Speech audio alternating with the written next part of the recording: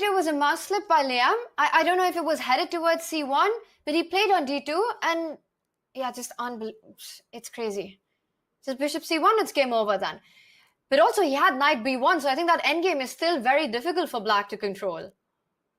Yeah, we basically saw all phases of the game right there, and yet again, it culminates with the expected result, right? Hikaru Nakamura gets it done one way or another, yet again, in a position that did not look like much. Now we wait for Hikaru's swindle was our featured chat while that game was ending, and that somehow just happened, you know? It's exactly what we saw at the end. Knight e2, he sets it up, and bishop c1, game over, and once again 9-4. And we've got this position, also very familiar territory. Oh yeah, we're gonna see this quite a lot, I think. It's already made a number of appearances. For Quang, I mean, the good thing about this is that he knows the position. He knows where the pieces go. He just won Hikaru's queen here, so it's understandable to repeat. Tanya, it's a match that hasn't gone his way, so honestly, I would repeat the few things that have been the bright spot. And the thing is, there have been a lot of bright spots, but it's all become darkness at the very end of every game. And once again, I want to take us back to that 5+1 game 2, which just now feels like the start to the end, because we've seen that narrative play out throughout the match, Aman. Well, Liam's doing really well, and at the very end, somehow, Hikaru Nakamura always wins. What was that? All roads lead to something like that. Yeah, something like that. There are some assurances in life, and Hikaru winning equal positions or even dead loss positions always seems to make a reappearance. Rook d6 in this position, holding on to the c-pawn, easy move to miss. I was also thinking that pawn to d5 was a nice achievement for Quang, and I expected maybe a weak pawn structure, but I don't even think we're getting that. I'm quite liking what Liam's done in this game so far. Not the first time we've said that in this match, and he trades on c6. Further trades, I think there are going to be some weaknesses because you have to be careful capturing on the c6 pawn with your queen. He doesn't even allow that by recapturing with the knight. Yeah, takes on d1 first, and the knight will, I mean, in the future, probably not just now, but it will make it to the c4 square, and I think this is reinforcing the idea that an endgame would be very welcomed for Quang. If you imagine the queens disappear, knight c4, I think that's a position that Quang will be looking to get. I just keep looking at the move knight e5, and I know the computer would not allow anyone to make it, and that's just so annoying because that's where you want that f3 knight. But hey, it's pinned to the white king. So for now, that under control, and Hikaru nicely centralizes his own queen.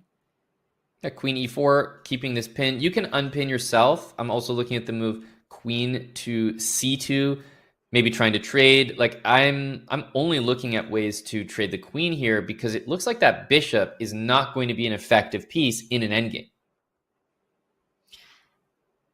I wouldn't be surprised after queen c2, Hikaru just decides to keep the queens on the board. So maybe Liam is trying to look for some other more active alternatives. Well, he does go for your idea of queen c2. Now, big moment. Does Hikaru trade? I think the endgame should be good for white there. Better formation. It's not losing, so he might do it, but truthfully, that's what Quang wants. So there is an element of chess that Hikaru is maybe most familiar with, where you don't want to give your opponent what you know they want.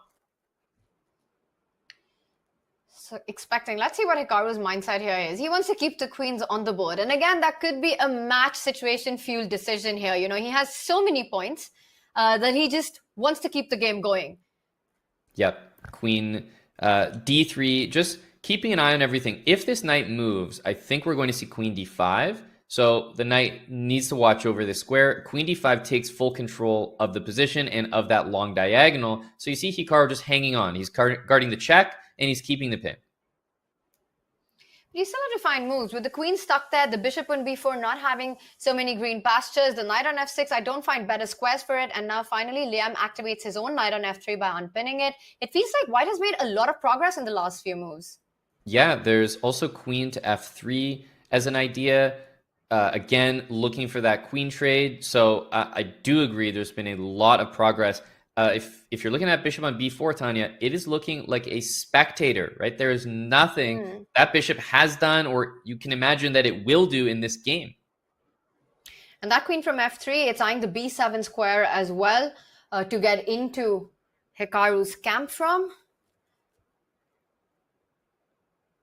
I wonder if it's time to bring the knight in. I suggest it as like almost a way to bring that bishop back into the action, but still, an exchange of knights or an exchange of queens will be really welcomed for Le Quang. So let's see what he decides to do. As actually, computer is saying knight takes b4. It would win the a pawn, or you'd have to take this way and allow a pass pawn. But Tanya, you can see the human element of just never wanting to touch that bishop.